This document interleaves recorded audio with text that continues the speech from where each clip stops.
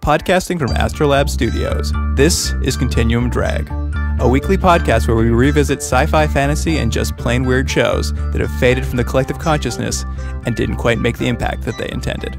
This week, Almost Human, episodes 4 and 5. Okay, I'll do it. I'll do it. I've already got some ideas about my alter ego.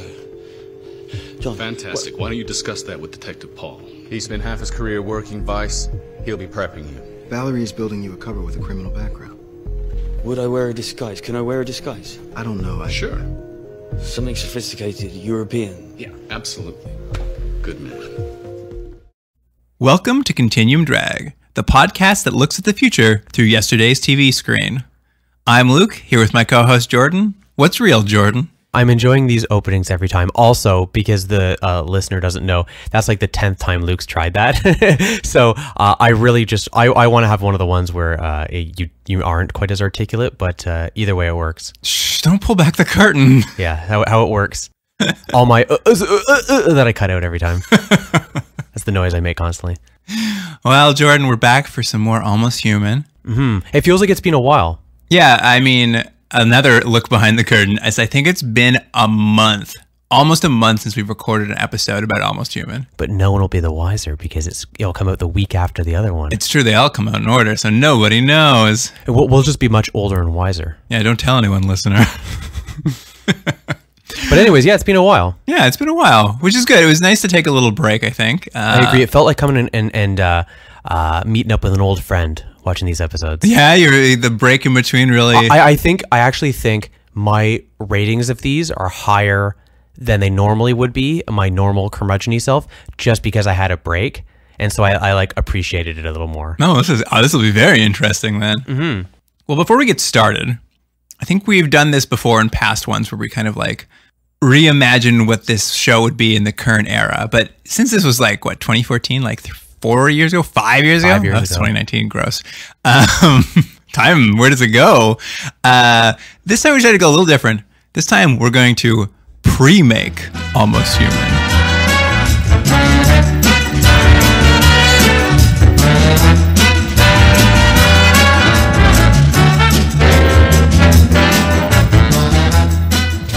Do. There's music there. Yeah. Good.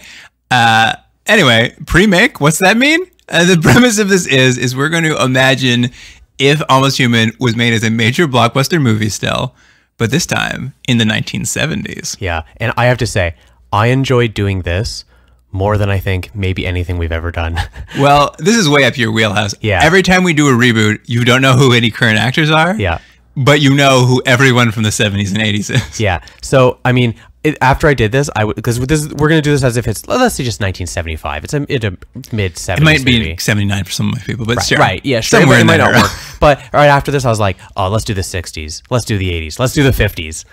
Like, you could just go on and on. It's way more fun to go backwards and go like, Burt Lancaster, you know. Who? Burt Lancaster, come on. I don't know who that is. Oh, come on. The kids hashtag Burt Lancaster. I'll find Big time actor. I'll Google it later. Well, let's get to it then. Since this is your sort of idea, I'll let you kind of maybe take the lead. But should we start with John Kennicks? Detective John Kennicks? I have two different people that I think would work. I went through, my list is so long. I just had to cut down because there's too many cool leading men this could be, and each takes it in a different direction. But I have two that I think both work for very different reasons. I can't wait to see if we match or not. Okay. I purposely picked two people I don't think you would have chosen. I'll say right off the bat, the first person I really wanted was Steve McQueen, but I don't think he's the person. He's not one of my choices. But I just wanted to throw it out that every time I just wanted Steve McQueen for every role. But the first person I picked, which I don't know if he would have done this movie in the 70s, but I think has that kind of leading man charm, Warren Beatty. Warren Beatty. Interesting choice, right? Yeah, all right. And now, my second, going in a very different direction, this would be more of a late 70s sort of pick. And if you really want that sort of like, just smirk to the audience all the time, Burt Reynolds. Burt Reynolds was my first choice as well. Wow. If you want leading man smarm, Yeah. Go to the source. Well, I think that's what we have to go with Burt Well, Reynolds. Well, who's your other choice? Do you want to hear my second choice, though, before you jump on the Burt Reynolds bandwagon? Yeah, I do, yeah. Charles Bronson. You know what's funny? He was on my long list, too. Charles Bronson was on my long. But I thought, no one's going to enjoy that. Only me. I'm going to be the only person who's going to watch him just come in and kind of mumble his way through it. I think it just takes this character in two different directions. Yeah. One is like a real asshole. As soon as Charles Bronson's involved, it becomes a very different movie. I think Burt Reynolds, though, is your pick. I think this is a late 70s. He's too just He's oily. Perfect for it. Yeah. I mean, and then we matched. No, let me ask you though: is with mustache or without? Oh, with mustache. With mustache. I Okay. mean, what's the point otherwise? Right. Without mustache, that's insane. Well, in Deliverance, he doesn't have a mustache. Those were different times. Yeah. When he was a serious actor. He was never that serious. Anyway, who do you have for Dorian? All right, Dorian. I only have one pick for this. Oh, interesting. I've got two. One, I went with Fred Williamson. Oh, okay. Yeah. Noted sort of blaxploitation actor. Yeah. Also a very good actor. He was in the original Inglourious Bastards. And the other one, I kind of was going through the list of people who were kind of like black 70s actors because I thought I would sort of keep it pretty close to the character as is. And I decided to like shake it up a little bit though. And because I was looking through who was possibilities, I'm like, you know who'd be great? Grace Jones. Oh, that is a good pick. That's different. See, I did something, it's not similar, but also kind of looking through who was kind of big at the time, and I only have one pick. Now, mixing with Burt Reynolds, this might be too funny a movie, but my choice was Richard Pryor. Wow. I know, and then I was like, well, does the other guy have to be Gene Wilder? Is that what this has to be? But I thought... I mean, I wouldn't say no. Yeah. So, but I think Grace Jones is quite the... I mean... I went with her because I know. I think that's what it has to be. Dorian is like too beautiful, just like Grace Jones, but also looks like he could just beat your ass into the dirt, just like Grace Jones. Mm-hmm. It seemed right to me. No, I think she's the choice. This is a movie right now. This is a hell of a movie. Yeah. Burt Reynolds, Grace Jones, almost human. All right, Detective Valerie Stahl, the love interest. Mm-hmm. I got two picks again. My first is, she might have been a little too old by the time this come out, if this is the late 1970s, but Catherine Ross is my first guess. Not a huge star maybe in her own right. I don't know who that is, you have to tell me. Catherine Ross was in, I mean, there are probably two movies you would have most likely seen her in is The Graduate and Bush Cassidy and the Sundance Kid. Okay. She was the female lead in both those movies, if you remember her face. Very, very stunning face. Small petite features, sure. Brown hair, and the other actress I chose was Ali MacGraw. I'm only vaguely aware of Ali MacGraw as well. Well, this is my wheelhouse, but Ali MacGraw would be great. But then I was like, when I thought I was going to go with Steve McQueen, I was like, is this too much because they were a thing? Ali MacGraw and Steve McQueen, and I really overthought this, by the way. But, well, it's kind of fun being on the other side, where now I feel like you not knowing who it is. Or I feel like the listener also not knowing who anyone we're talking about is. Well, I hope people know who some of these are. Some of these people are great actors. I just watch something other than Fast 18 or one of these stupid movies with Johnny Tutu in it or whatever. You know, one of these stupid ZZ, whatever his name is. Oh my God. Yeah. Burt Lancaster. Am I right, kids? Burt Lancaster. All right. Let's get to you're blowing my mind right now, so I need to get back to my choices. you weren't too big on those, is what I'm getting. I'm not opposed to them. You'll just have to tell me who's the best because I don't know who they are. Obviously, you'll know these two because you know everyone from this era. I went with Sybil Shepherd. Oh, okay. Or Daryl Hannah. Because I mean, I don't know them very well, but I kind of looked over their filmography at the time. I'm like, either of these actresses could be wasted on this role. This like non-character who is just the love interest for Burt Reynolds. This is a tough one. I still kind of want to go with Ali MacGraw. All right, big star in the 1970s. I will give it to you. I'm not like on board with any of mine that hard. Okay. So who do we got so far? All right. So far, we have Burt Reynolds, Grace Jones, and Ali MacGraw. This is an expensive movie already. Yeah, this movie is going to be at least $2 million in 1970s I know, money. Isn't that funny? Yeah. So who do we got next? All right, I had Rudy Lom next, the tech guy. Oh, I have two odd picks for this. Who do you have? You want me to go first? Yeah. I'll go first. I have two very different ways of going with it, but I think both have their potentials. I went with Charles Grodin. Oh, I like that. I never would have thought of Charles Grodin. I think it might be a good choice. I can't even think of something he's in, but like he just kind of has the face where he'd be like a bit of a snarky tech guy. Charles Grodin was one of my favorite Johnny Carson talk show guests. He was always very good. How old are you? I'm very old. And then my other pick was Ernest Borgnine. Okay, that's funny. I don't think it could be Ernest Borgnine, but that's funny because I just pictured his face, his weird little teeth. Listener, Jordan was literally taking a drink. He almost did a spit take for some reason. Ernest Borgnine. That's funny. But you could see him talking about sex robots. Yes, I could. Yeah. I do like that. I kind of almost want to make a new character just for Borgnine to walk around. He's the local janitor or something. Listen, anytime you put Borgnine in a 70s movie, I'm there. Well, it's funny. I came up with two also sort of disparate actors. One being John Cazale. If you know who John Cazale is. He only made about 5-6 movies in the 1970s. He played Fredo in The Godfather. Oh, he's in Dog Day Afternoon. Yeah, there's a documentary about him. Yeah. Anyways, great actor, died very young. Yes. Almost just played Deer Hunter. He almost just played like kind of nervous, introverted characters. Right. And I thought he'd be good. And then I thought I would just go entirely in the other direction. And I don't know if you know this actor. You know if you saw his face. But you know who Klaus Kinski is? I think I do. Is he Bug Eye? Does he have these bug eyes come out of his head? No, he looks like I'm thinking of someone else. This guy. Oh, yes, Klaus Kinski. Yeah, he's creepy, right? Can you imagine looking at that and you go to get a robot? You'd be like, oh, what are you doing there? Wait, no, that's Rutger Hauer. I'm thinking of Rutger Hauer. Well, there's a bit of that. He's got a bit of that feeling, but yeah, he's just a creepy looking dude. Well, what do you think? I don't know. Ernest Borgnine really is making me to your dead guy just because he only had a few roles, and imagine one more role and it's this one. Yeah, but I'm also still not opposed to Charles Grodin or Ernest Borgnine. Oh yeah, Charles Grodin. Yeah, I don't know. I this one's you. You pick this one. These are all really different. I can't. I don't know them well enough. This has to be yours. It also shows a little bit about this role that apparently it could be anything. Anybody could play it.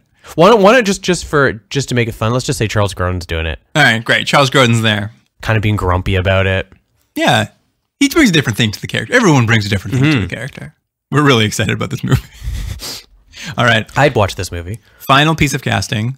Sorry, Detective Paul, I don't care about you and you're not getting cast. But Captain Sandra Maldonado. Okay, I changed this up slightly because I thought if this is a 1970s movie, there's no way the captain would be a female. So I've changed it to a male role. Sorry, it's the 1970s. There's no way. You're right. It's the 1970s fault, not yours. No, it's not my fault. It's not my fault. I wasn't even alive. So anyways, I'm just saying this role would have been a male role, I'm pretty sure. So I changed it to Sam Maldonado. And first I was like, do I do like Burt Young or Jack Warden? And I wasn't sure. But then I thought, I've got it. Robert Shaw. Oh yeah, from Jaws. I love Robert Shaw. I mean, although I don't know, Robert Shaw butting heads with Burt Reynolds. Burt Reynolds, like there's no way Burt Reynolds is beating Robert Shaw in an argument. Well, they were kind of pals, I guess. But there's got to be a scene where he's like, "Give me your badge and your gun." All right, who's your next pick? That was it. That's because the other ones I was like, they don't really work. Wow, you're so committed. Yeah. Well, because I switched it to a male role because I'm horrible apparently. I'm just saying, in this 1975 or whatever, there's no way the captain would be a female role. Well, I kept it as Sandra, and it took me a little while, but I got it down to two names. Okay. I got it down to Audrey Hepburn, who she's on the edge. She'd be about 39, 40. Yeah, right. So maybe a little younger than our current captain, but workable, I thought. And then I think this actually might be a good call. You'll see what you say. Bette Davis. Yeah, let's give it to Bette Davis.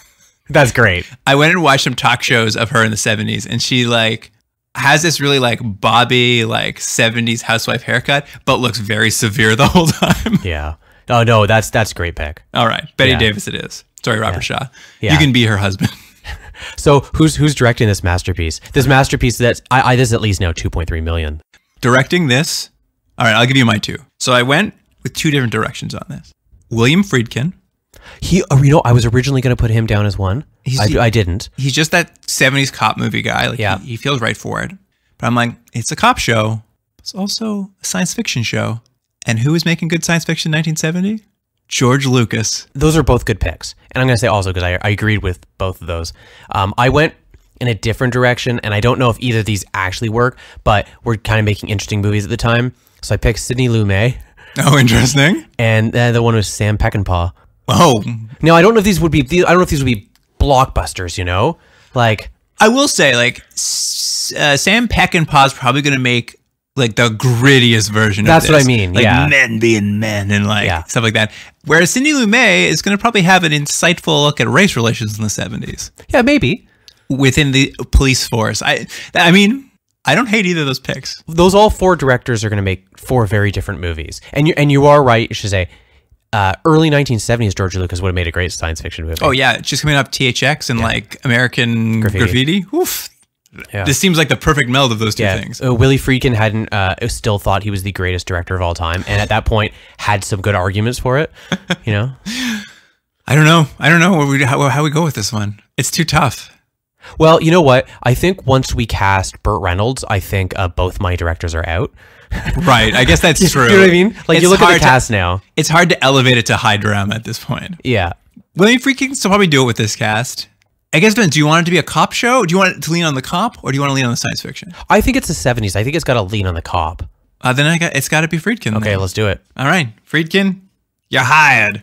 I like this movie. All right, I'm going to run it down one last time for everyone at home.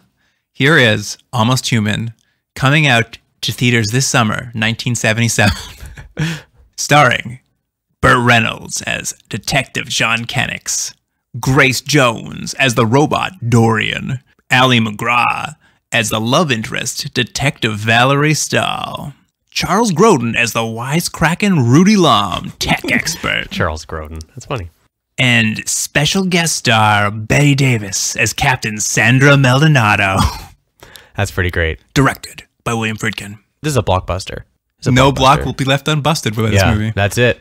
Well, I guess next week we'll do the 60s. Yeah, this is the show now, you guys. We're just recasting Almost Human for all decades. 1920s. Perfect.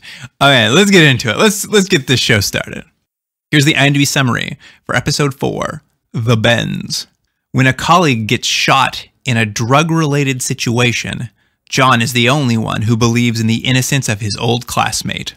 Rudy sees an opportunity for his 15 minutes of fame when a drug cook is needed for an undercover operation. That was courtesy of Faith Randon. Faith Randon? Yeah. That's a new one. Yeah, it's a totally new one. I think Faith is right. She did a good job. She did the A plot and the B plot. Yeah. All right, let's get into it. Because it starts off on, if you listen to our bonus episode from, I think, last week. We recorded these very long ago, so I don't remember exactly. But I believe last week's bonus episode is all about the beginning of this episode. Is it? They're at a Japanese restaurant ordering food, and Dorian decides to prank Detective Kennicks by ordering a live slug for him to eat. That's hilarious. I didn't even think of that. Yeah, I didn't even think about it. This is the live slug that was referred to in that fan fiction. Oh, weird. He's forced to like... I thought it was just like a sick perversion, sort of. I want to see slugs in your mouth. Blech. Someone invented a whole cloth in their mind. Yeah. No, it's actually great. Like, Dorian's being a bit of a dick to Kennicks and like orders in Japanese, so he doesn't know what he's ordering. And the chef comes back and puts his plate down, and this like CGI slug is like crawling across. It looks pretty good. Yeah, but they don't even give you the money shot I wanted. I wanted to see him biting down on it. And they conveniently cut away. You don't see it in close up. He does like put it in his mouth, and you see it like flip around in his like lips a bit. Like it wasn't bad. It was very funny to watch him eat a slug, especially after reading that story the other week. Yeah, it's one of their like these scenes here that are showing that they're really getting along in their playfully combative relationship. I'm going to ask a question though, because in this episode in particular, I have a question as to whether they are getting along. Well, here's what I thought. Doesn't Dorian seem like he's picking at him way more than normal? I think Kennick seems to have like settled into a rhythm with Dorian, but this episode seemed like Dorian was laying into him real hard. There's this slug thing. Later, Kennicks will say that if he had to live in a cabin, he'd kill himself. And then Dorian turns to him and says, well, I guess you better buy a cabin then. I think it was supposed to all be played for laughs, and that's just how their relationship is. But I agree with you. It seemed like they hit a beat a few too many times, because it did start coming off like, you're actually just a mean friend, you know? It's like, at a certain point, you're not just teasing your friend in a jokey way. It's like, you're just being mean. I like to think his like AI algorithm's not quite like, it's not adjusted fully Right. yet. Like, Kennex was so mean to him at some point, like his algorithm like over adjusted and now it hasn't like evened out yet. I think it's just probably just not, just writing that hasn't quite landed. It's true. I mean, I'll give you the other one too. Later on in episode 2, they're talking about a dead cop who John went to cop school with? Question mark. And John's just like, he's the only one in class who's a better shot than me and a faster runner. And then Dorian's like, so there are only 2 people in your class? Yeah, it was unrelenting. He really leaned into him this episode. Anyway, it does seem to be the dynamic they've started like establishing. But let's get to the crime of the week, I guess. This week, an undercover cop is doing, I guess, trying to do some sort of drug sting. He's brought like a cook to meet this drug dealer named the Bishop. And I guess they're trying to set up a sting inside the operation. But the Bishop's onto them and he kills both this cop and the cook. And we kind of have to solve who killed the cop. I'm going to say, I knew who the bad guy was about 5 minutes into this episode. It was one of those where like, you just saw it coming a million miles away. It's one of those things where when you introduce a new character for no reason and you're like, who's this new person? It's like, oh yeah, don't worry about them. They're an important person later. And then it's like, yeah, of course they're the bad guy. They're the bad guy. Yeah. But overall, I thought it was a pretty fine episode. Well, the big thing about this drug dealer is more like it's a new drug on the street. I guess it's some sort of new future drug. What did you catch about the drug in the episode? Oh, it's called the Benz, and they what call is the Benz short for? Well, I know, but I don't know I know what the Benz is, the actual right. symptom of coming up from the water too fast. But the drug was made out of seaweed? Was that what it was? A new algae they had discovered 3 years ago. Right. I believe it's referring to benzopropene. Oh, I see. Okay. That's why it calls the Benz. Yes. It's interesting because they're kind of talking about how it's highly addictive and highly deadly. But weirdly, for a show about a new drug, there's literally no talk about what it does. Like, does it get you high? Well, they do show it later on. There's like some like street toughs, like kids. Remember they show having them, and there's one kid who gets like high, and he's just kind of got it all over his face. And I was like, was he drinking it? Was that what was happening? And they all have like funny hats and stuff because it's the future. And yeah, but they just assume that. I don't know. The most we know is it's like glowing green, and when you use it, like it looks like you have highlighter all over your face. Yeah, I think it's just you get so excited it just splashes all over the place. All over your face. Yeah, it was kind of weird because I'm like, oh, it'll introduce like it has some weird thing it does to you, but they never kind of get into. They're just like, oh, this is a real good drug that everybody wants. Well, they already showed what that other drug did. Remember they showed those teenagers. That's true. Like, the chromes. It really mathed things up. There's like math numbers like bouncing all over the place, and these guys' points of view, it was just like everything's just like green slime. Green slime, yeah. They look like they're from You Can't Do That in Television, and they just said, I don't know. That's literally a joke just for Canadians in the 1970s. You love the 1970s. Yeah. Yeah, that's the case of the week. So Dorian and Kenny's coming to solve it. They kind of, inspect the body and find that, after he was murdered, I can't remember, maybe before he was murdered, they kind of jammed this knife into him and pulled out this subdermal wire he was wearing. Mm-hmm. And they're able to it's actually a cool shot because they stab him and pull this really gross thing out of his stomach before they kill this cop. But Dorian and Kennex are able to piece together. It's like, oh, he had a wire because obviously that's what pulled out of him. They talk to his wife and his wife's like, oh, we used to have this cottage. And they drive up to the cottage. This is where Dorian suggests he kill himself. Yeah. And kind of find a tape he made of what's going on. And essentially they kind of piece together. It's like, oh, he was doing his own undercover sting. He hadn't told anyone because they had told him to drop the case and he was trying to solve it by himself. And basically they decide just to follow through with his plan to solve the mystery. They're like, we need our own cook. We're going to send them undercover. We're going to catch whoever this mysterious the Bishop is and basically solve the crime. That seems to be the premise of the episode. Yeah. It's funny, they kind of talk about how the drug is new and no one's really kind of perfected it yet. So there's only been a couple deaths on the street. And in the period of time between this cop dying and them deciding on this plan, an epidemic breaks out. I thought it was weird because the whole purpose of this is the Bishop doesn't have a cook to get his 600 liters onto the street, but some of it is leaking onto the street anyway, just highly, I guess maybe just deadly versions of it, but it kind of was counterintuitive. It doesn't matter. This show can get a little weird that way though. Essentially though, they need a highly skilled chemist to go undercover and there's only one man for the job. Yeah, it's Rudy. And I actually like this because it made me think of if this was Tech War, it still would be Jake going undercover. But at least this show has given this is, you know, a minor character episode is what they've done. They've now they don't entirely give it to him. I was kind of hoping it would be just his episode. It's like 75% his episode, maybe even a little less. But I like that they decided to at least give one of these minor characters a little bit of time so we can learn a little bit more about them, because so far the show has just been, you know, the two main people. Yeah, it was fun to get to know Rudy a little bit. I love when they go to his lab to tell him they want him to go undercover, and he's standing there with a robot's head, and he's just like, "You want me to do what?" And the robot's like, "They said they want you to undercover, you dummy." The robots are yeah, that was weird. It was like this sudden sidekick he has of this sassy robot head who... There wasn't an MX unit. Is this just another robot he's building? I think he's just working on robots all the time. It's just like his side projects. Is he doing that on the company's dime or what? I don't know. Anyway, Rudy's very excited to go undercover. In fact, he looks at a reflective surface when they tell him this. He looks at a reflective surface in his lab, and his reflection is wearing a tuxedo, like 007. And it's kind of a running joke through the whole thing. He just wants to look very suave and debonair sort of the whole time. So he's always trying to wear like fedoras and stuff, and everyone keeps telling him not to. I like the idea this character is a bit of a Walter Mitty. Yeah. Like maybe we never know, but he's always having this like rich fantasy life where he's always doing like something exciting. I'd watch more of that, I think. Yeah. Oh, he's a fun character. There's a whole sequence here where they're like, Detective Paul and Detective Stahl kind of have to train him to go undercover, and they give him a name. I think his name's Callum Waits, and he's a career criminal chemist, and he wants to be real suave, so he puts on this suit. And what becomes a running joke is he wants to augment this suit with a fedora. Yeah. He's putting this fedora, and everyone's like, take off the fedora. And he's like, oh, he puts it down. And then as soon as anyone looks away, he puts it back on his head. Yeah. And I thought they were going to just play that gag once, but man, that gag runs the whole episode. Yeah. And don't you think that Paul's really mean to him? He smashes his head into a table at one point. This is the first time I liked Detective Paul, I think. Yeah. Because Detective Paul, we learned, is from Vice, and he's definitely really mean to Rudy here, but he's trying to prep him. Like, he's only being mean and aggressive because he's trying to like get him rattled and get him protected. And I actually felt like, I'm like, oh, this is the first time Detective Paul seemed like a likable character, even though he's being gruff and kind of rude. You know, he's doing it for the right reasons for a change. Right. So it didn't bother me as much. They have Rudy try to like cook up some of this, the bend, so they can like test how he can put it together. And unfortunately, he forgets to put some iodine in. And what happens?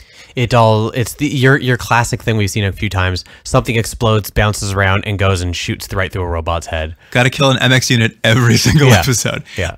I actually was trying to think back, and I think there's maybe 1 or 2 episodes where they didn't, but otherwise it's been pretty consistent. Pretty consistent. You're always going to have one of these Rube Goldberg sort of scenarios that bounce around and then smash a robot, and there's going to be a raid with all the cops. That's true. That is always going to happen. What I did like though this time is the little valve that busted off smashes through the robot's eye, and the robot doesn't die this time. He just kind of gives Rudy a dirty look. He's just like, come on. He's like, get it together. I could have used that eyeball. And one little last thing on Rudy here is because this is a little plot important. He also has an experimental new fluid he's going to use on this case. As he takes this little drink of this experimental fluid that I guess covers the inside of his body with GPS signal. Yeah, I was like, oh, I'll allow it. Yeah, I mean, it's okay. Fine. It's fine. You know what? I'm all for this sort of like idea of like super nanotechnology that the show kind of leans into. And it's like, sure, why not? A liquid technology that they can track somehow. Sure. I mean, I think Mackenzie Crook sort of sells it because he's like, it's experimental. We've only had it for like 2 weeks. And when he drinks it, like, he spent a good 30 seconds of watching him almost vomit. He's constantly like, oh.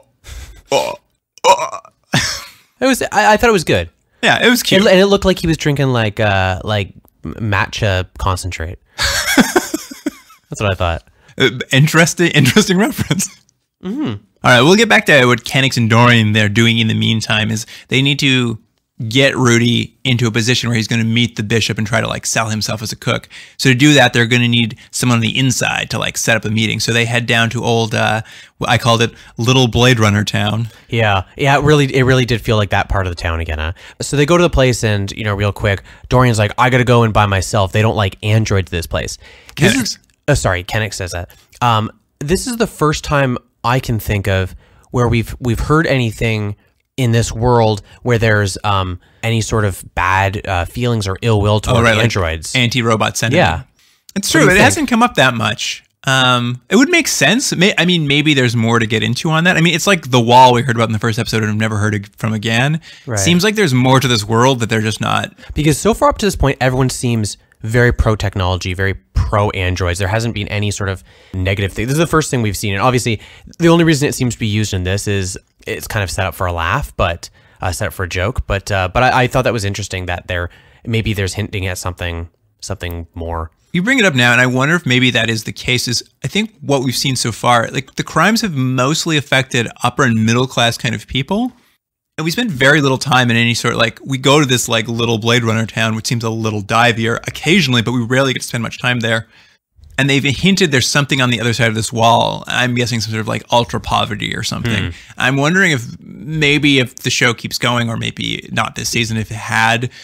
There might be some hidden like class warfare happening or something where robots maybe aren't not liked because they protect the rich or something.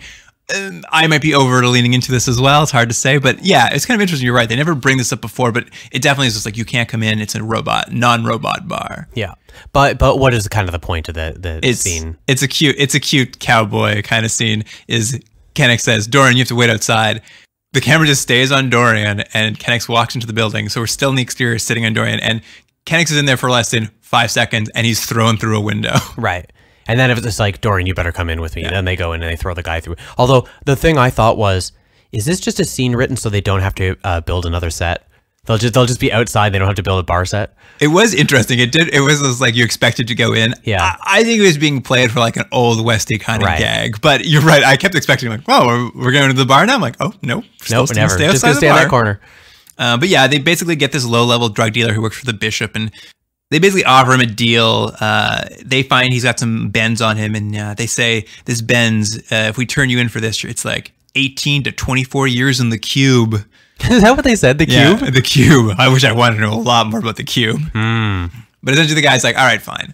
You get my girlfriend out of jail, and don't turn me in for this, and I'll introduce your cook to the bishop, I guess. Yeah. Who's the big bad guy this episode? Yeah, the big drug dealer who killed this other guy, and they need to get this cop killer off the streets. Big important stuff, Jordan. But this basically brings us to Rudy's big meeting with him. That Rudy kind of walks through a dark alley to this warehouse meeting, and there's one cute little text scene where Detective Paul is like playing a homeless man, and he like opens up a jar, and these like electronic robotic cockroaches climb out. Yeah. And they're like, I guess, little surveillance cameras. Well, it's viewers' way to see the scene, and also the way for the cops back at the precinct to be able to watch it is that they have, not only do they have Rudy with this, who's drank this liquid so they can track where he is, they also have these little cockroaches that are going around this seemingly very seedy sort of area that no one will notice, so that they can actually watch as well. And it's like, yeah, all right, sure. I mean, I will say a bit of a plot hole for this particular episode in that the bishop will make Rudy drink a concoction that will remove his GPS, because the GPS is only 2 weeks old, so only someone inside the police force could know about it. So if they knew about the GPS fluid as a potential thing, I know, why didn't they know about the cockroaches? Why didn't they know about the cockroaches? I know. It's fine. Bit of a plot hole for poor Almost Human, but it's kind of its milieu. Yeah, it's funny. They do spend a lot of time on stuff, and then they seem to be like, there's like a glaring hole in one side. They're like, don't worry about that over there. Yeah. Anyway, Rudy kind of meets the henchmen of this drug dealer, and they're asking him some questions, and literally the first thing out of Rudy's mouth is he gives his own name and like already like almost destroys his cover. Like it's the first thing he does. Yeah. So they feel like Dorian feels like he has to go and save the day. I think it was a little bit. I was just like, just give him a minute. Like it was like he's like, oh, it's Rudy. They're like, we gotta send in Dorian. Well, it's funny because Dorian basically like turns off all his functions and goes in and he's like, I'm his robot that he owns also, because you have a robot too, and it's perfectly normal for us all to just have robots here. And everyone was like, and the gangsters like, we'll allow it. Yeah, they're like, checks out. Yeah. They really like sending him in didn't really diffuse the situation in any naturalistic way, and also was unnecessary. Like it seemed like Rudy could have talked about that. The reason they seem to have him made this mistake is to play this weirdest 30-second gag the show has done perhaps yet. It's the farting? Yeah, they pull guns on him when he says the wrong name, and he kind of makes an excuse. He's like, oh, people just call me Rudy, but that's not, my name's really this. And there's this moment where they all stand there in silence with guns drawn on him, and then there's just like a fart sound. And I'm like, oh, well, maybe they'll just breeze past it. But they cut back to all the cops like in the thing, and they're all like pulling faces like, oh, gross. I know. And I'm it's this thing. We've kind of talked about it before in the show, and it's being done in slightly different ways, but the show has a desperation to always keep things funny, right? And which is fine. Like, you don't want this is not Space Above and Beyond, which for all intents and purposes was a pretty dour show, a pretty humorless show, for good and bad. And this show really wants to always have, you know, a scene where the characters make fun of each other or there's a humorous situation, but they seem to. It's mean-spirited. Yeah, it's in juvenile in a weird way. Like it's like someone has to make like a rape joke or someone has to make like a fart joke, and you're just like, guys, like, how old are you? 12 years old? Like, and it's this weird thing where I'm fine with the jokes, but they always just land in a weird, clumsy way, and it's just like, kind of gross. Is that joke lingered there for a second? Much like the fart. Wink, wink. That's funnier. That's funnier than the joke was. That's a bad joke. But when the scene lingered for a second, I actually thought Rudy was going to say something about having an upset stomach, or one of these like gunmen was going to be like, say something like, "Oh, I get an upset stomach too." Like, I thought someone was going to say something kind of like reassuring. I thought that's how they were going to diffuse the scene, right? Which would have actually made it work for me. It would have been funnier and a little more like felt a little more human, almost human, if you will. Like, to have someone like have some gas and then people a reason for acknowledge something in the story, as opposed to literally just a character fart. Isn't that funny? Isn't that funny? Everyone just makes grossed out faces like, oh, aren't you gross? Like, it was mean-spirited, which is kind of why it doesn't, like, this is the worst part of the show, is it sometimes falls into a very mean spirit, and I don't like that. Yeah, I agree with you. Anyway, we've really lingered on this joke too long. Yeah. Do you know why, though? It's because we're now, how many episodes have we seen? 7 episodes? And almost every episode, there's been one of these jokes where you're just like, okay, guys. It's like, and then it's just sort of relentless. Every episode, there's one little, like, kind of gross joke. And you're just like, at this point, after 7 episodes, you're just like, want to wave it away and be like, enough, okay, we get it. Yeah, not what you're strong at. Yeah, not what you guys are doing well. Anyway, let's move past that, and let's keep going. So basically, Rudy's here. He's got to do his big test where he's got to show he can make drugs. Yeah, he uses their machine, their chemistry set. He does it at 95% pure, so they're very excited about it, and they're like, all right, we're going to take you to where the real bishop is, and where you got to go through the secret tunnel. And they go through, because he's drinking this liquid, the cops have lost track of him. And essentially, whatever plan they had is now a foul because they don't know what happened to Rudy. They've lost Rudy. Which Dorian was in the room. There was no reason for him to come into the room. He comes in the room, you're like, all right, well, he's here now. And then he just stays there. Yeah. So it's like, so he did nothing. Big reveal now. This captain of the narcotics division we briefly met at the start of the episode, who showed up to give a bunch of lines. Oh, guess what? He's the bishop. Yeah, of course he is. Because they have someone on the inside. It's the guy who runs the narcotics. So he killed his own officer, etc., etc., etc. Yeah. It's, it's not much of a turn, but it's something, I guess. Yeah, it doesn't really make that much sense, but just go with it. It doesn't really matter. They're trying to find out how to find Rudy, and they're torturing because the cops raid the place and grab one of the henchmen, and they start torturing him, which I thought was an odd choice, but like there's a weird torture scene where they managed to get enough information out of here where they kind of were like, oh, if they got rid of the GPS, he must be in the police department. Oh, he's probably the captain of narcotics.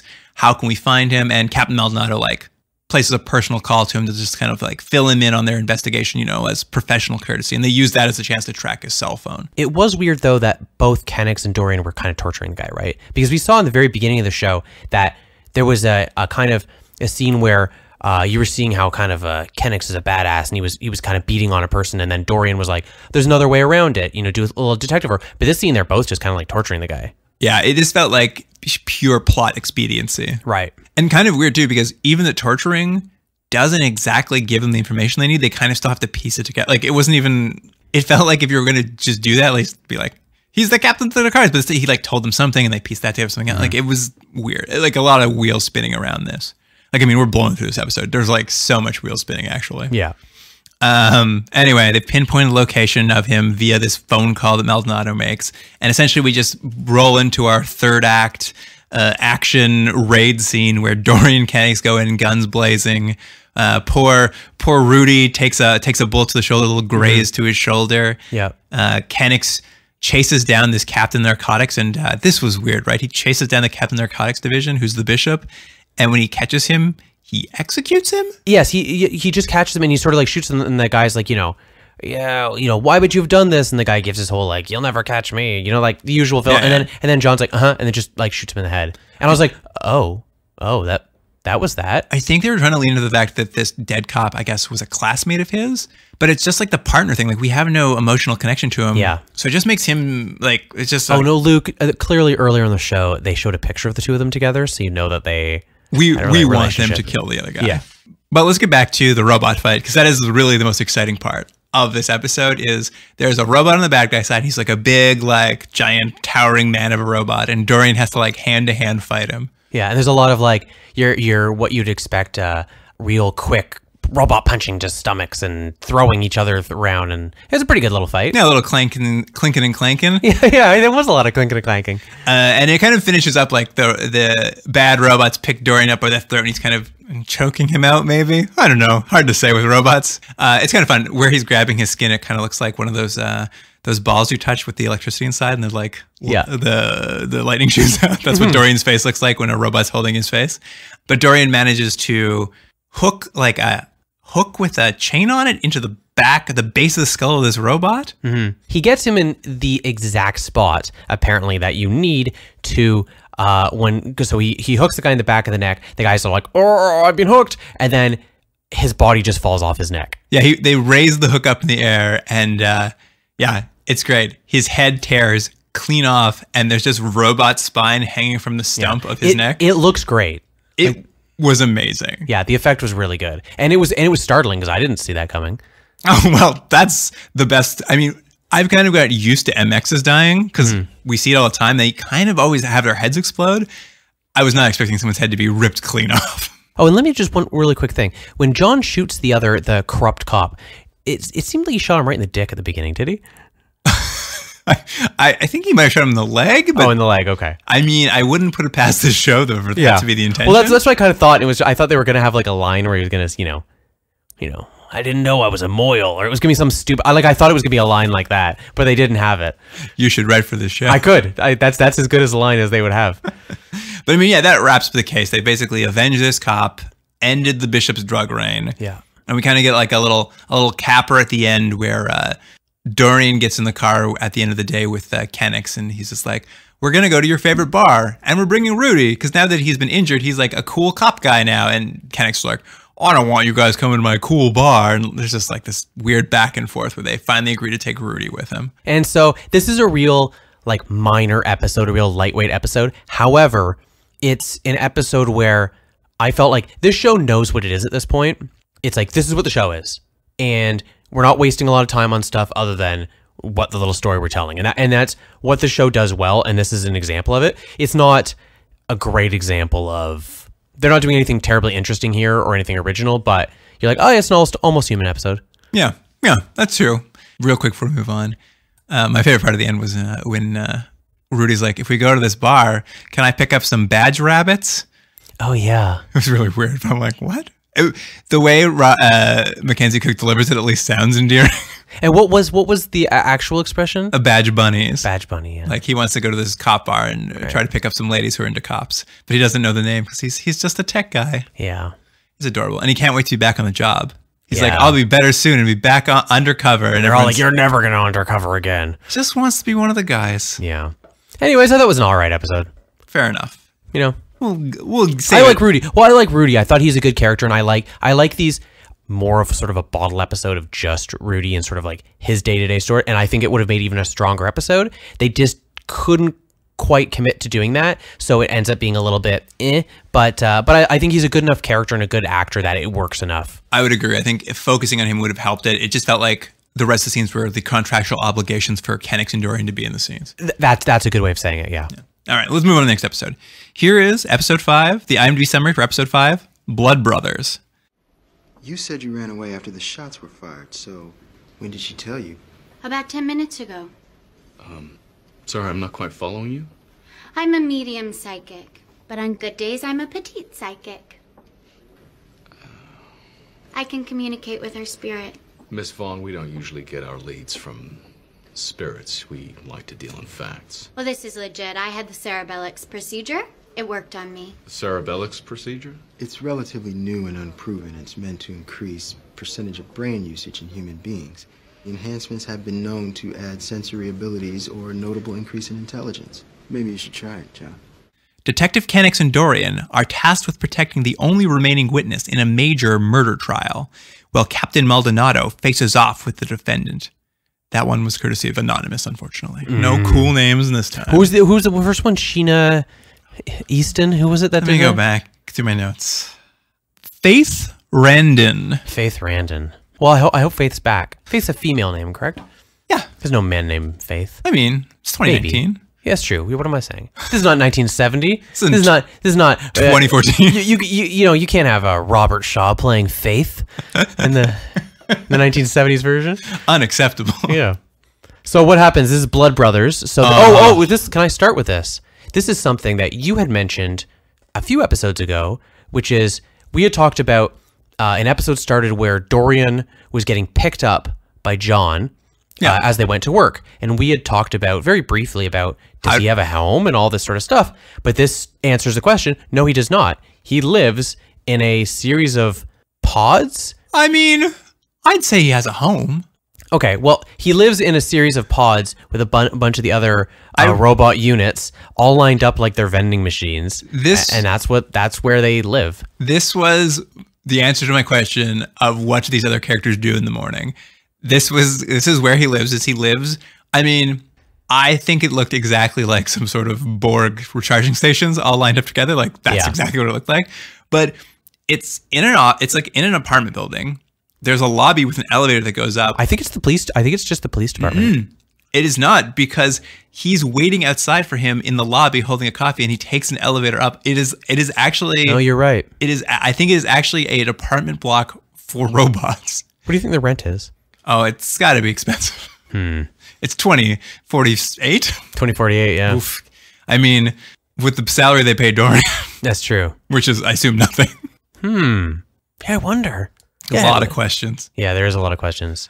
I really like that because Kenix gets bored waiting. He takes the elevator up to the pods. Dorian's not in his pod, so he wanders into the change room shower area of the apartment. Yeah, they still need to apparently bathe their fake skin. Yeah, like there's showers and there are lockers and they're all the MX units are getting dressed. But there's the real only reason is because you're like, why would they shower? There's no reason. But the only reason they're doing that is why, Luke?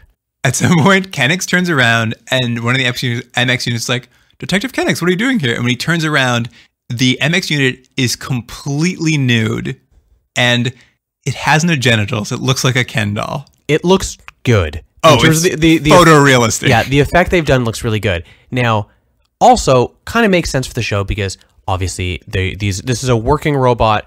It wouldn't need genitals. Actually, to the point where it shouldn't even really have any detail below the neck. Well, that's what's kind of amazing is the men playing these MXs are chiseled. This man has like an 8-pack. He looks great, but as soon as it gets past the bottom of his 8-pack, it's just smooth, clean plastic all the way down. Yeah, it's like they just got tired halfway through and like, and you get the rest.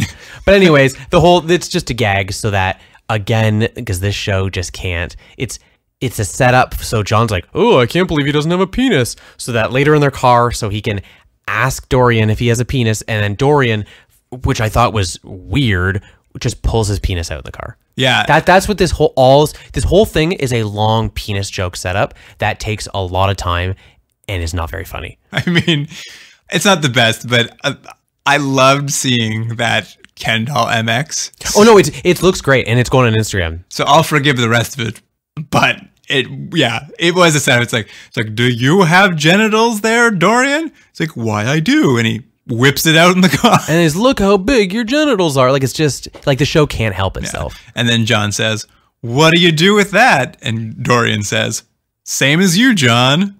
Nothing. Yeah, he turns it into a real jab. It was a good jab, though. That one actually worked. Yeah. Anyways, that's what this show is.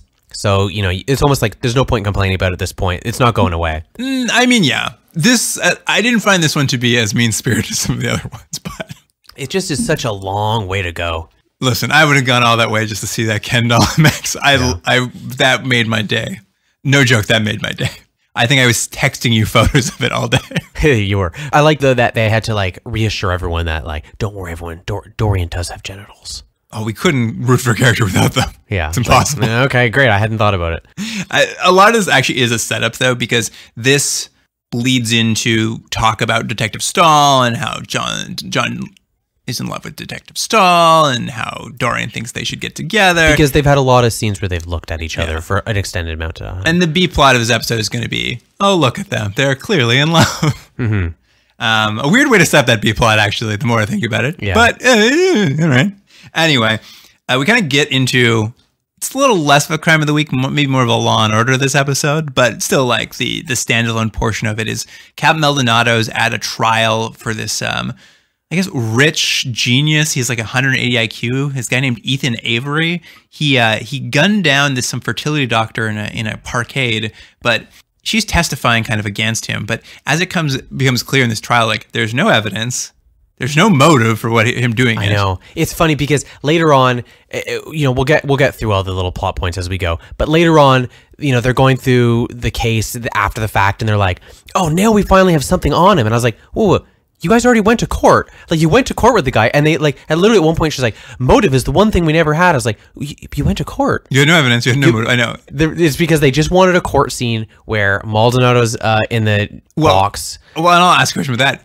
Why would the captain of the police department be testifying? Like, she wouldn't have done the police work. Yeah, she's like a character witness. I know, it doesn't make any sense. There's so many things that are like, so all you really need to know is he's on trial for murder. They really don't have any evidence, and there's two people that apparently have seen him. Yeah, they have two witnesses of the crime. So, but it's the future, so these two witnesses don't need to actually go into court because their lives are in danger. So they like digitally project them in from their safe house, yeah. Which is actually a pretty cool idea. It's a cool little effect. Basically, there's a camera that watches them, gives a 3D projection into the actual witness stand. Yeah.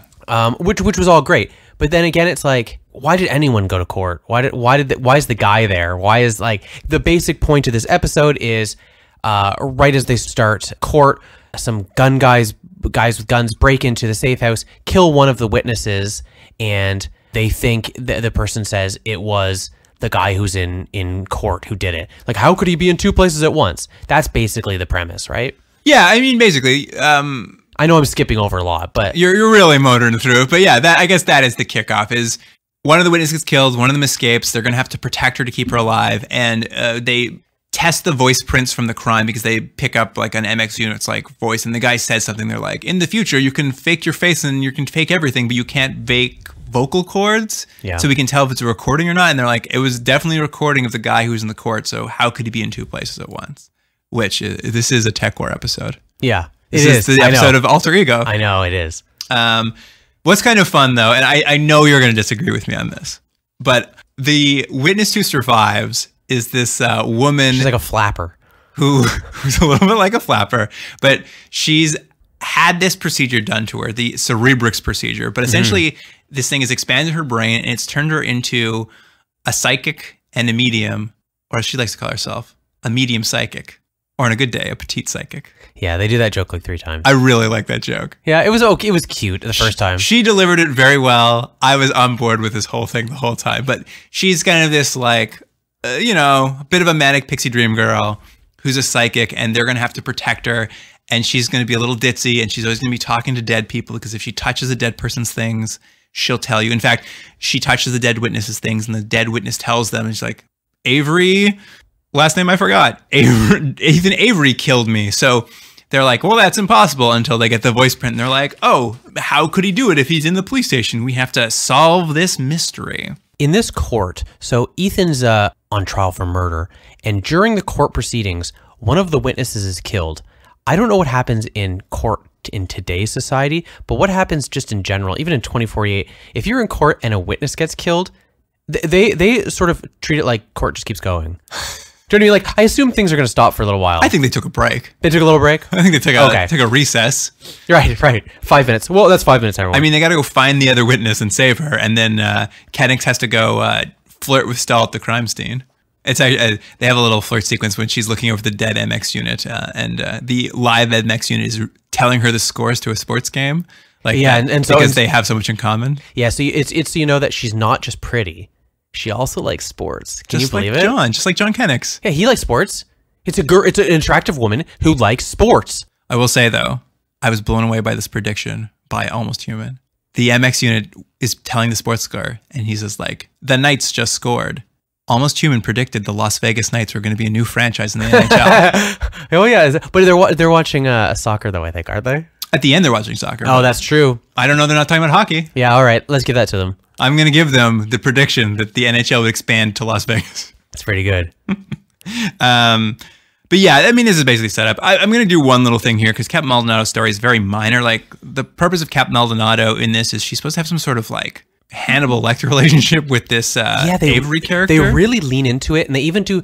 And look, this is not the only show or movie that's ever really done this, and everything post Silence of the Lambs is hindered because it was done so well with those two actors and that script and that movie that everything else sort of pales in comparison. And you always go, you're like, oh, they're doing a Hannibal Lecter scene. But they really do kind of lean into it, like sort of like he's an evil supervillain, and he's definitely supervillain. Yeah, it's like, but we don't know anything about him. We just met him, so it's like, well, this thing, he profiles her, and it's supposed to be this big reveal of her, but like the profile is so dumb. He's basically just like, you're a woman of a certain age, and you don't have a man. I know, and it's like, what? And by the way, we'll just say that's going to be like a payoff for later on in the episode. We'll spoil it now. It's like at the end when it kind of all wraps up, and she's walking out of the courtroom successful. The prosecutor turns to her and is like, good job. And she's just like, yes, I finally got a man's attention. No, he goes, good job. She goes, thanks. He goes, oh, also, you're looking really good today. And then she's like, oh, and so it's like, oh, she now has validation from a man. So everything was worth it. And I was like, oh, this is so gross. It's insane to give an actress like Liv Taylor that scene. Like, it's insane to give everyone that scene, but like, she doesn't like, the last thing I would think of Liv Taylor, like, she is too strong an actress. Lily Taylor, sorry, Lily Taylor. Like, it was insane. Like, it's an insane piece of writing. Yeah, it's just so, it's like he got in her head, but they just went in the clumsiest way they could think. Well, and this was supposed to be her Rudy episode. What all we learned about her is like she's a career police officer who wishes she was married. I know. You guys, no wonder you're canceled. Yeah. Anyway, let's move on with this. They're a bit curious about how he could be in two places at once, and they pretty quickly jumped to the idea that maybe cloning is involved. Also, do you think it was crazy not once they just go like morph masks or whatever they call them in this show? Well, I was like, you guys have shown like a tons of different technology of ways to being in more than one place at once. They do go through that, but they say you can do. Rudy comes in, he's like, you can wear a morph mask, you can like do all kinds of things, but you can't fake real vocal cords. Right. So they know someone with his vocal cords was there, and so they jumped to cloning because that makes most sense. Cloning is legal in the future. In fact, there's a whole police department called the Anti-Replication Unit who looks into it. So they kind of have an idea that there was something going on, and they look into the fertility doctor because as we said earlier, there's no motive, and they're like, oh, I wonder if it has something to do with this fertility doctor whose early research was in stem cell cloning before they made it illegal. It's like, you guys did no detective work on this case. Yeah. Well, it's all the detective work that they could have done before they went to the trial. Yeah, man, the prosecutor must be like, you guys, this is a nothing case. I have nothing here. Why are you bringing this to me? Yeah, he's just doing a lot of tap dancing there around the jury. That's a good Law and Order episode where like the cops just show up and it's like, here you go. It's like, there's nothing here. And it's just like, yeah, convict him. He's like, oh God, order. You know, because his name's Law. Yeah, you get it right. Anyway. Jumping back to this witness, the wacky witness Kenix and Dorian have to like take care of. She's been in the police department kind of entertaining the staff. Like we cut back to the police department and everyone's cheering for her because she's like talking to dead people and predicting things for them. And even Detective Paul gets in and he like gives him an object from his ex-wife and she's like, I'm not getting anything from him. He's like, oh, I guess that means my ex-wife's not dead yet. But yeah. But yeah, she's a bit wacky. I think I've never heard this as a way to describe a character like this, but I think at one point Kenix calls her she belongs in a puzzle factory. Yeah. I don't know what that means, but I liked it. It doesn't sound flattering. Yeah. She kind of wanders out of the police station. They lose track of her. So they run her down on the street. They run her down. They track her down on the street and she's just like, oh, I had to go talk to the dead witnesses, mom and dad. She wanted me to tell them she's okay. And as they pick her up in the car, sort of two vans pull up out of nowhere and a bunch of guys in masks jump out and just start blowing away the car. And do you notice that like the cop car doesn't seem to have too much defense. Like, the bullets are just going right through the car, but then they start shooting back at the van. And I'm like, the van seemed fine. I'm like, that van has way better protection than that cop car. I mean, the cop car was hit by a lot of bullets. I chose to believe that it just took a lot of damage. Right. But the witness gets shot, but she's not dead. She's just injured. And they manage to kill one of the assailants. And as they rip off the mask, it's this Avery guy from the courtroom, only 10 years younger. They have to tell you it's 10 years younger because he doesn't really look 10 years younger. He just has a little bit less makeup on than he had previously. It's true. If they hadn't said it, I wouldn't have known the difference. But basically, this confirms, like, okay, this guy 100% has clones. Although I really love after they kill this clone and they, like, report back to the offices, Maldonado's like, just like, we gotta get some evidence to get this Avery guy. We need evidence. And Melanie was watching and she's like, you have his dead clone. How much more evidence do you need? That's what I just wrote. They just like, I said they're acting like they need more information, but they literally have the clone. No, right? Yeah. Because it's just a little bit of spinning wheels. It's like oh, because we're only at 32 minutes and we have 10 more minutes we can need of this episode. Yeah. Detective Stahl goes to check out this doc's house. Well, it's not his house. They find out the doc used to work out of his mom's house when he was doing the stem cell research. It's just like so many connections for some reason. She goes there. She discovers that basically, yes, before it was illegal, Avery and this doctor did stem cell cloning, basically cloned a bunch of Averys. And then they kind of put it under wraps after cloning was illegal. But now that it's kind of the experience of success, the doctor apparently came back to Avery and was like, I want to publish my results. And Avery's like, well, I'm going to kill you, I guess. But I mean, it's all weird. It's just like, but also they have to like say how he's also like a real established figure in this in the society because he's been donating all this money and stuff. And I was like, what? Why is this guy? They took such a long way to get to everything and made it more complicated than it needed to be, and it felt like just to fill time. I mean, definitely. And sometimes I don't know if it filled time. It was just like extra information as if that would flesh out the character. Like they kept saying Avery's a real philanthropist. I'm like, so he's mostly portrayed as a psychopath. I don't care if he's a philanthropist. I'm more interested, do these guys all go out to dinner together? Yeah. All his clones.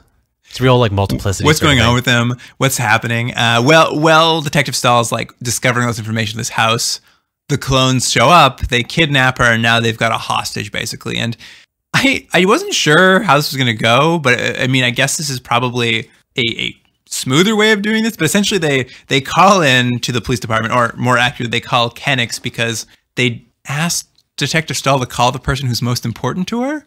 That's what they say on the phone. Is that what they did? Yeah, and it was like, it's weird. And it's like, Kennex, and they're like, you're real lucky. She says she really likes you. Yeah, and then they're like, and we can tell that he really likes you by the way he sounds on the thing. I'm like, oh, the writers, they're really trying to sell this idea that these two to be together, because there's been no actual visual information of this other than people just saying, you two look like you belong together. Hey, have you two ever thought to be together? You look like you like each other. Look at the way you're looking at each other. It's just like people keep having to tell you. Yeah. Well, and the clones are only calling because they're essentially like, we'll give you back Detective Stahl if you give us Avery, basically. We want to get our family back together.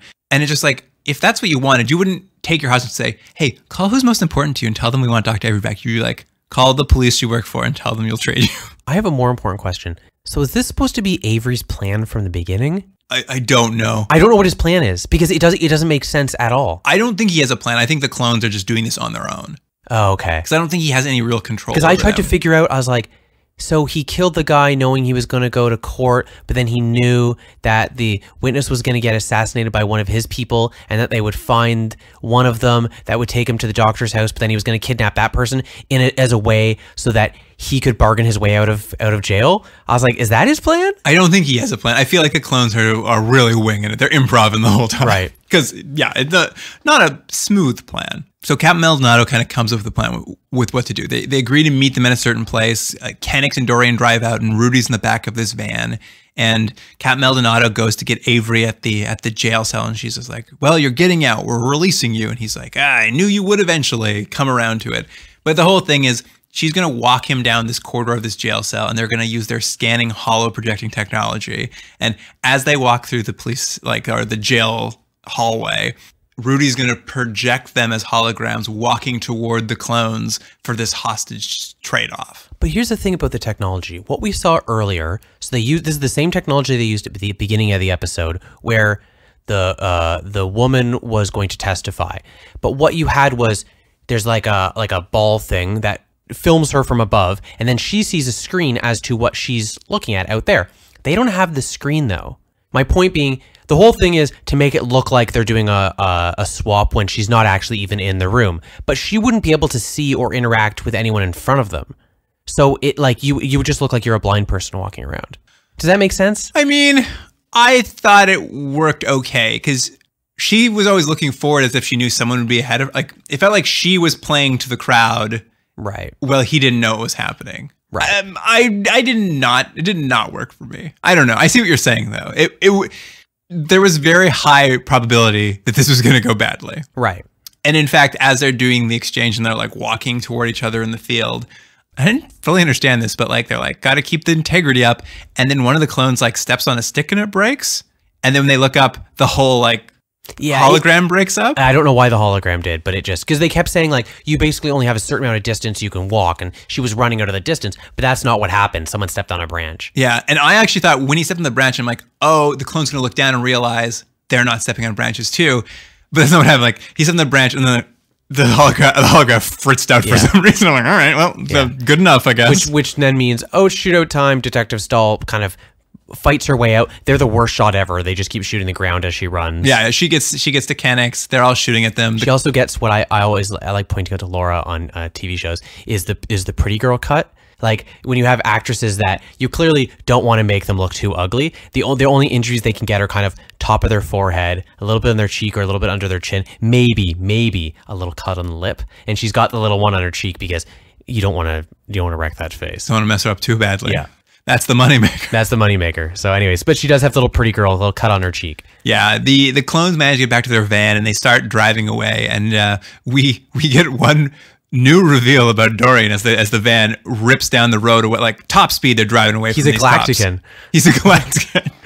Might as well be, right? Because so the van's running away. Dorian starts running really fast. I don't think we've indicated ever that he can run really fast, but I mean, he's a robot. He's a robot. Who knows what top speed is? He catches up to the van and then, apropos of nothing, flips it like it's a plastic cup. Yeah, he gets it behind it and just kind of like grabs the bumper and like hurls it in the air. Yeah, it flips over and explodes in kills a everyone. Massive explosion. They're like, well, case closed. yeah. I actually did like this. They watch Dorian chase down this van and flip it, and it cuts back to Kennex. And he's just like, why hasn't he done that before? Which is just like all of our questions. Yeah. You could do this the whole time? Well, he did break through a wall one time. That is true. He Kool-Aid Man that one time. That's right. Kool-Aid Man that one time. Anyway, our medium psychic or petite psychic on a good day, she recovers enough to testify. Avery's convicted. Maldonado gets to gloat over him, being like, I got you after all, sucker. And we kind of get a couple character beats at the end in that Dorian, midway through the episode while she was recovering, found out that Maya the psychic's parents had died. That's why she got the Cerebrix procedure, because she wanted to talk to her parents. But while she was recovering in hospital, her house burnt down, so she never got to talk to her parents. Yeah.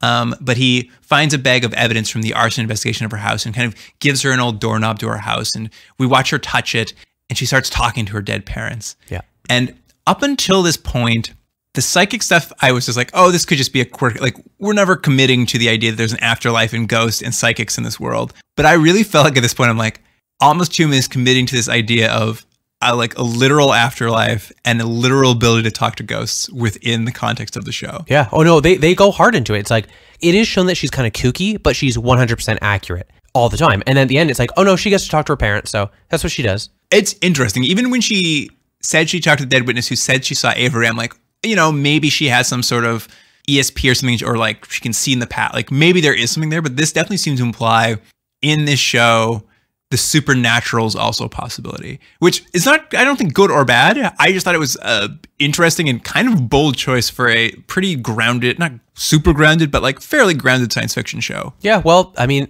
I'm assuming there's a ghost episode.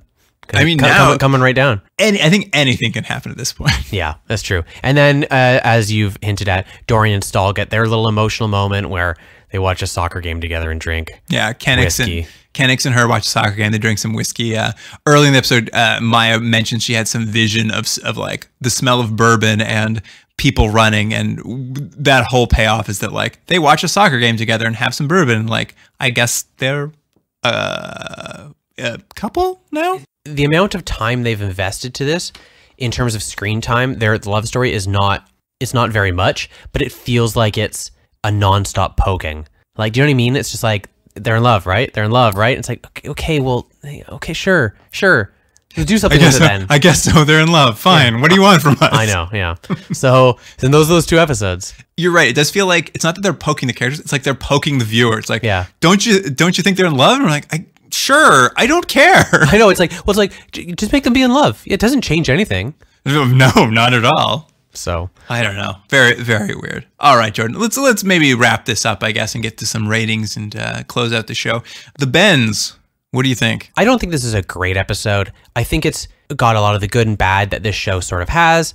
Fart joke aside, I liked Rudy. I'm going to give this a higher ranking than I think it deserves. I'm going to give this a 7 out of 10, just because I like Rudy.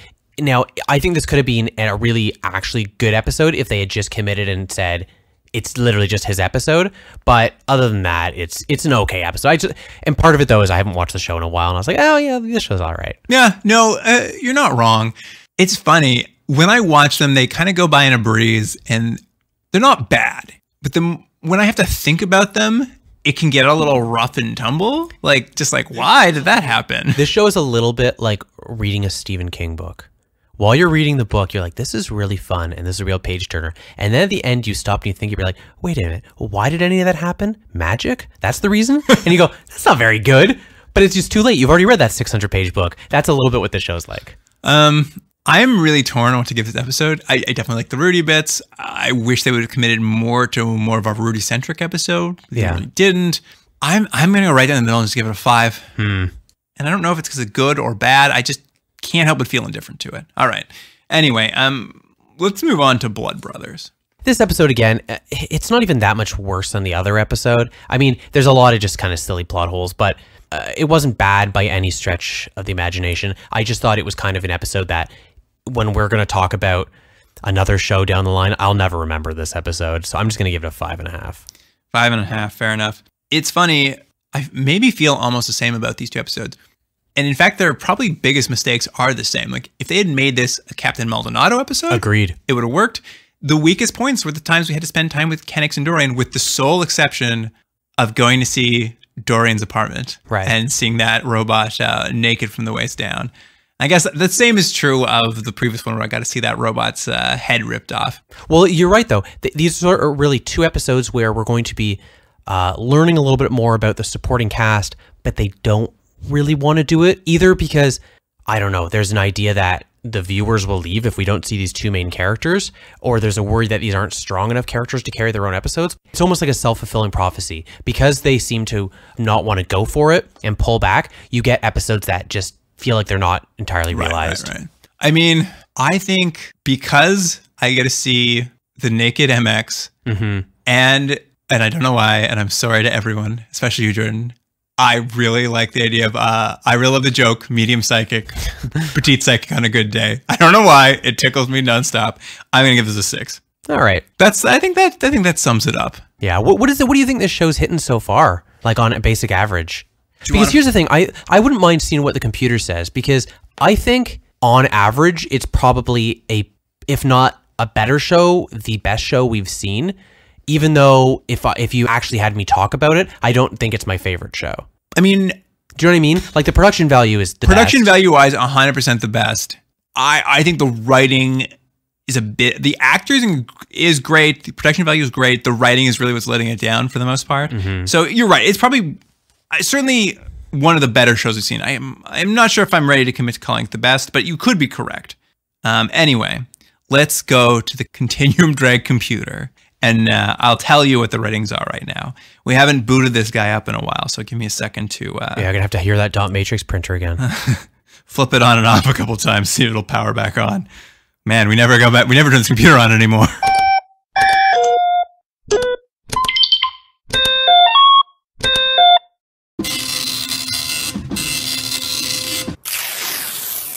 And we're back. It took about 25 minutes of updates to get the computer running again, but I think we're almost ready here to see what the current score is. All right, Jordan. The computer says the series is averaging at 6.5. Oh, 6.5. It's actually lower than I thought. Interesting. Yeah. I mean, I think it's falling. If I think back, I think that's about right. I think you're right. That is probably... It's a weird thing. It's hard to describe because it's like there's something that's keeping this from being a great show, and I think you're right. It's the writing. Yeah, sadly, I think it's true. It's the writing. Yeah. All right, Jordan. Well, I guess that about wraps it up for the episode. If you want to talk to us about Almost Human, or really, I guess anything, we've got time. Who are we kidding? No, I only want to hear about Almost Human. All right, fine. You can email us at continuumdrag@gmail.com. And I will say, for the Instagram and Twitter this week, there's going to be some great GIFs. Yeah, naked robot. Robot head getting ripped off. Mm-hmm. There's some fun stuff in these episodes, so it's gonna be good. You can follow those accounts at Continuum Drag. But I guess that's it for the show. Jordan, thanks for doing this with me. And listener, I'll see you next week. What do you think? This is a medium episode or a petite? Oh, I think this was a petite episode. Continuum Drag is recorded at Astrolab Studios in Toronto, Ontario. Theme music by James Ruxedler. Produced by Jordan Delic and Luke Black. Special thanks to Adam Wheatner, Jeff Hanley, and Dwayne Wright.